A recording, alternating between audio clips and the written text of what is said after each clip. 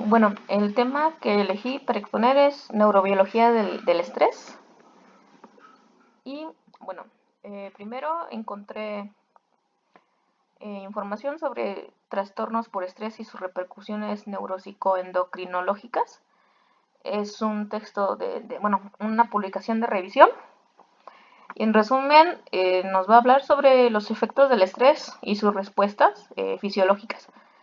¿Por qué? Porque a pesar de que el estrés tenga una finalidad adaptativa, pues si no la cumple, eh, va a traer problemas en el área de la salud. Este artículo en particular tiene como objetivo pues hacer revisión precisamente de las bases o de las disfunciones biológicas que se asocian al estrés. Se van a estudiar también, lógicamente, sus estructuras cerebrales, desde la corteza prefrontal, amígdala y el hipocampo, además de los ejes neuroendocrinos que se afectan por ante una situación no adaptativa al estrés. Traté de resumirlo lo más interesante del artículo. Aquí me interesó la nosología del estrés en cuanto a las categorías de la enfermedad. En primer lugar, tenemos una definición desde 1952, bueno, por así decirlo, ¿no? Porque hay estudios más antiguos, pero aquí nos habla del DSM-1, que se le describe como una reacción ante catástrofes que podría progresar a una reacción neurótica si persiste el estímulo que la desencadena, ¿no? Un miedo ya irracional. Y en la última versión, bueno, para este artículo la última versión del DSM es la 4, no la 5. Y bueno, aquí ya comienza a hablar sobre diversas categorías de las enfermedades asociadas con estrés. En cuanto a la neurobiología, se cree que las respuestas de estrés en humanos se asemejan al de otras especies. ¿Por qué razón? Porque neurológicamente hablando, los neurocircuitos que reaccionan al estrés son semejantes o similares entre especies. En trastornos de estrés, ya habíamos mencionado que hay una desregulación de los sistemas de neurotransmisión que se involucran principalmente en respuestas ante situaciones de miedo o eventos traumáticos. Las respuestas crónicas al estrés o prolongadas en el tiempo, pues van a llevar a patrones maladaptativos que persisten y que van a repercutir en estados de salud, particularmente ya trastornos de estrés. Ahora, también es muy importante bueno, sobre la neurobiología del estrés, el eje hipotálamo, hipófisis suprarrenal. Aquí puse una imagen más o menos más bien gráfica de este eje. Existe, bueno, en casos de estrés hay una desregulación y bueno, lleva principalmente a producir efectos nocivos en el hipocampo. ¿Por qué particularmente en el hipocampo? Porque es una estructura que tiene que ver con procesos cognitivos como memoria y aprendizaje. Particularmente en el estrés es importante el asunto del aprendizaje, sobre todo ante situaciones de miedo. La neurobiología del miedo. Bueno, los estímulos sensoriales del exterior llegan al tálamo. Esta información se va a procesar por medio de dos vías de relevo. La rápida, que pasa la información a la corteza cerebral, y la lenta, que va a llevar información sensorial al núcleo basolateral o de la amígdala. La amígdala, bueno, particularmente va a recibir información sensorial de las regiones del cuerpo. Además, la amígdala está, bueno, localizada en la parte medial del lóbulo temporal y recibe toda la información pues a través de vías de integración. La mayoría de estudios sostiene que la amígdala debe de permanecer intacta para poder lograr un adecuamiento ante el miedo y cualquier otra circunstancia vital. Recordemos que el estrés realmente es una respuesta natural y adaptativa ante situaciones peligrosas. Aquí el problema es cuando se desregula todo este sistema. El papel de la amígdala. Bueno, igual aquí puse una imagen sobre el estrés. Se ve la amígdala, la corteza prefrontal y el ganglio basal. Más sobre el papel de la amígdala. Bueno, si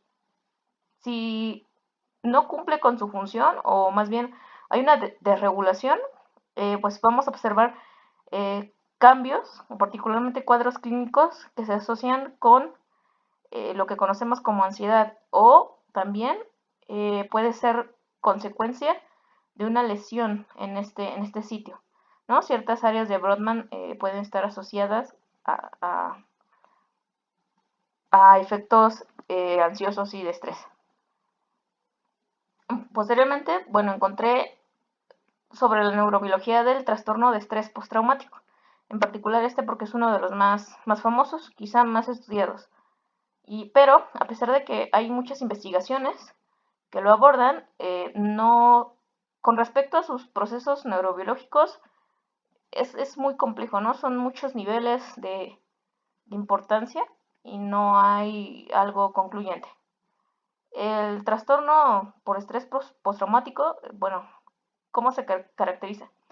Por una reexperimentación del trauma, del comportamiento, un comportamiento de evitación y alteraciones cognitivas y del estado de ánimo. El trastorno de estrés postraumático también se subdivide, hablando en la nosología, se puede subdividir, ¿no? En varios tipos, incluso el trastorno de estrés agudo. Algunas investigaciones lo ubican como un preámbulo a este trastorno en particular. También, bueno, repite la importancia de la corteza prefrontal. Aquí vamos a considerar la dorsal, la medial y el área cingulada anterior, porque están implicadas en funciones relacionadas con procesos cognitivos, como funciones ejecutivas, cognición social y regulación emocional. Los estudios neurofisiológicos sobre el trastorno de estrés postraumático se centran principalmente en la corteza prefrontal medial, porque tiene un papel muy significativo en la mediación, al mediar la inhibición de la amígdala. Recordemos que la amígdala en sí mismo tiene un papel muy importante en el estrés. Y también regula la modulación neurohormonal al estrés. Muy importantes cosas muy importantes que se repiten en la neurobiología del estrés es el estudio de modelos animales, aquí en particular es sobre el trastorno de estrés postraumático. Ya había mencionado que los neurocircuitos relacionados con el estrés, digamos que entre especies, son muy semejantes, por eso es que la importancia de estudios en animales. Se detalla el estudio de alteraciones neurobiológicas. Se realizan experimentos en animales utilizando estresores sobre ellos, a veces ratones.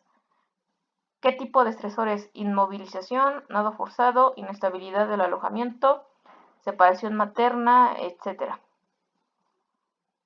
Los modelos animales del trastorno de estrés postraumático permiten realizar, como ya había mencionado, estudios detallados de las alteraciones neurobiológicas del sistema inmunitario, endocrinos y metabólicos. La neurobiología de la generalización del miedo. Bueno, este fue otro artículo de revisión. Aquí en particular repetía muchas cosas de los anteriores. Entonces, recapitulando, pues la generalización de los recuerdos asociados al miedo pues son un proceso adaptativo, como ya había mencionado, que se promueve supervivencia en entornos complejos. La generalización está mediada por acciones coordinadas de áreas, igual como ya había mencionado, prefrontales, hipocampo, amígdala y tálamo, relacionada claramente con trastornos de ansiedad, y también habla sobre modelos animales como los que ya mencioné, con la finalidad pues, de examinar no solo la neurobiología, sino también posibles tratamientos eficaces. Y referencias aquí están.